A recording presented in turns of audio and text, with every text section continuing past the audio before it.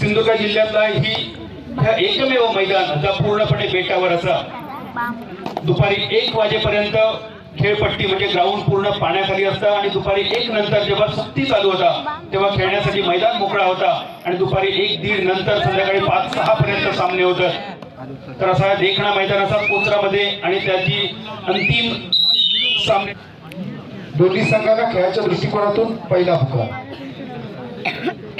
काही युवा खेळाडूंनी सुद्धा मैदानावर चमक दाखवली, त्यामध्ये सांगलीचं नाव अनपेक्षित एक दर्जेदार संघाला पराभूत करून सांगली संघात दुसऱ्या फेरीत केलेला प्रवेश। दरम्यान प्रयत्न पकड करण्याचा पकड झाली काय बघूया काय झाला। जय सरांचा निर्णय येतलो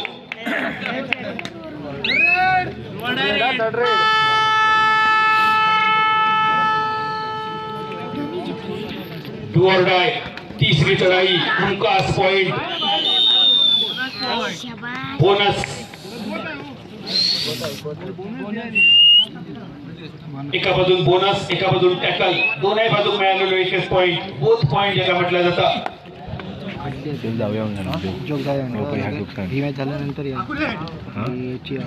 संतोषजी उठवणेकर साहेबांचं स्वागत करण्यासाठी सहदेव माळकर तुमका विनंती असली। संतोषजी उठवणेकर तुमका विनंती तुम्ही व्यासपीठावर होता मैदानावर झालेली अजून एक पकड शिवदैवत 4 विरुद्ध 2 गुणांची मजबूत आघाडी। तशी बघली तर ही मजबूत म्हणा घेऊची नाही। यापूर्वीच्या सामन्यात ज्याप्रमाणे परेशने 5-5 पॉइंट एका चढाईत कमावले त्याच मैदानावर 2 गुणांची चढाई खूप जास्त मोठं फरक दिसतो नाही। ऍडव्हान्स टॅकल आ बैल मुझे मार सांगतो होतो तो आता कमरेपर्यंत येलो असेच उभे राहिला तर ढोपरापर्यंत पोहोचलो। कोणतो कमेंट्री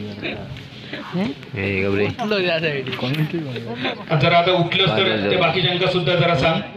बॅरिकेड्स वरचे जर हात काढून डॅश 3 थर्ड रेड हमकास पॉइंट या रेड मध्ये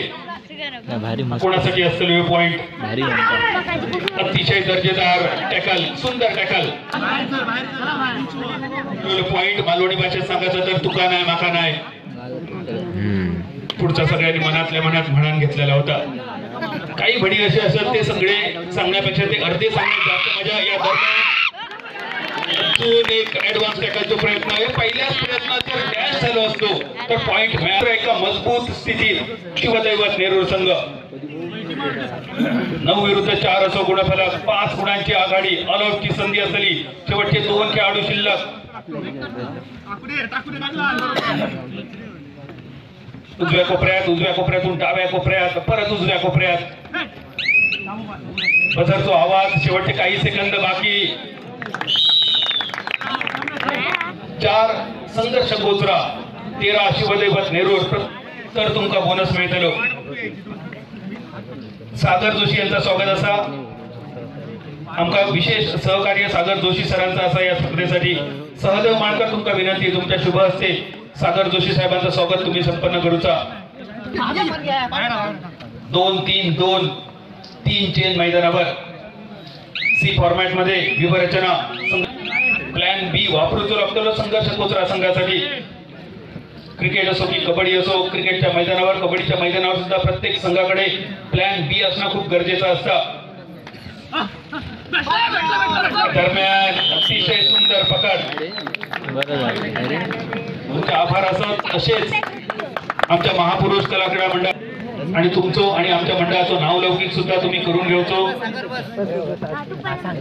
तुमच्या भविष्यासाठी तुमका मनपूर्वक शुभेच्छा। पहिलो हाफ महापुरुष कला क्रीडा मित्रमंडळाच्या वतीन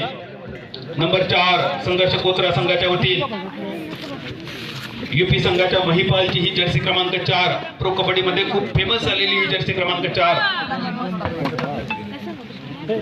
गुणफलक सुद्धा संघर्ष कोचरा संघाचं फक्त 4 वापसीचो बिगुल वाजवतो लागतलो डंको वाजवतो लागतलो बोनस एका बोनस निशी गुणफलक 5 वर स्थिरावलेली नंबर 1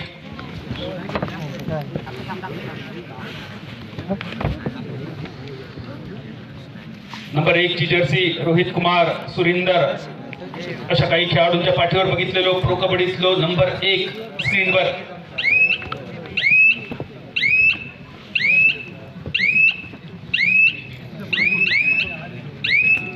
त्यानंतर 07 जगात सगळ्यात जास्त वापरली जाणारी ही जर्सी क्रमांक 7 वेगवेगळ्या खेळाडूंनी वेगवेगळ्या खेळात प्रसिद्ध केलेली ही जर्सी 7 संघाच्या कोचरा संघाच्या वतीने डॅश डायरेक्ट चंद्रार आखाड्याच्या पैलाडी शिवदैवत नेरूर संघाचो 3rd रेड स्पेशलिस्ट स्क्रीनवर नंबर 9 ची जर्सी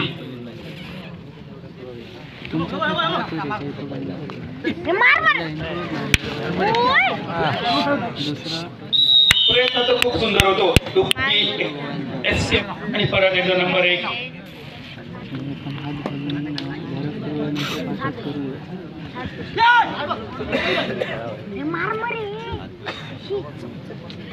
7-15 व्हॅलिड बनवून खेळाडू वापस तिसरी चढाई 3rd red do or die red फक्त 5 खेळाडूंचं प्रोटेक्शन अतिशय सुंदर पकड डबल हँडेड अँकल होल्ड नसता आणि त्यामुळे फटक्यार बॉट आणि जाग्यार पलटी ही म्हण सुद्धा हे शब्द सुद्धा आठवता 8-16 16-8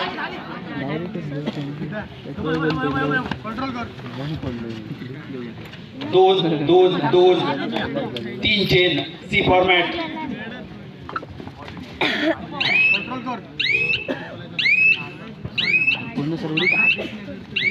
प्रयत्न होतो बोनस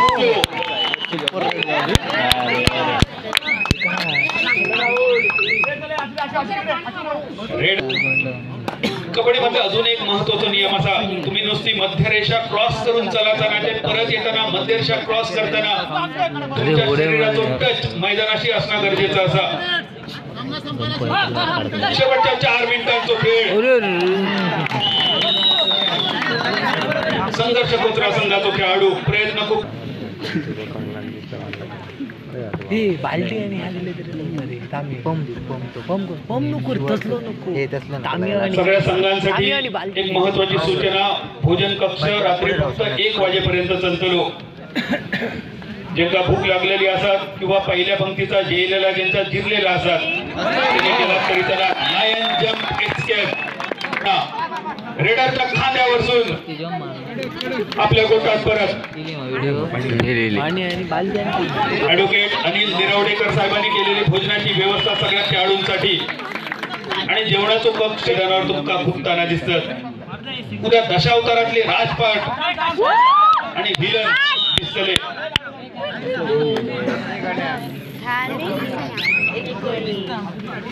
दोन धुजीचे पाडे मैदानात सोडले तर एक पाडो जसो दुसऱ्या घसटीत नेता चित्र मैदानावर पण थोडस उशीर झालो या चित्रात 10 विरुद्ध 9 एक मजबूत आघाडी डाव्या कोपऱ्यात ऍडव्हान्स टॅकलचा प्रयत्न शेवटच्या 1 मिनिटाचा खेळ 60 सेकंदांपेक्षा कमी वेळ उद्या रात्री 8 वाजता लोकराजा अजिंक्य तारा सुधीरजी कलिंगण प्रस्तुत कलेश्वर दशावतार नाट्य मंडळाचो दणदणीत महान पौराणिक दशावतार नाट्य प्रयोग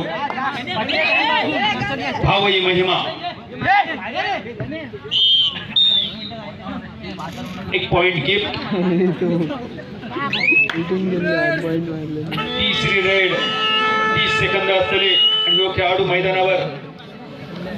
टाइमपास 2 च्या भूमिकेत दिसलो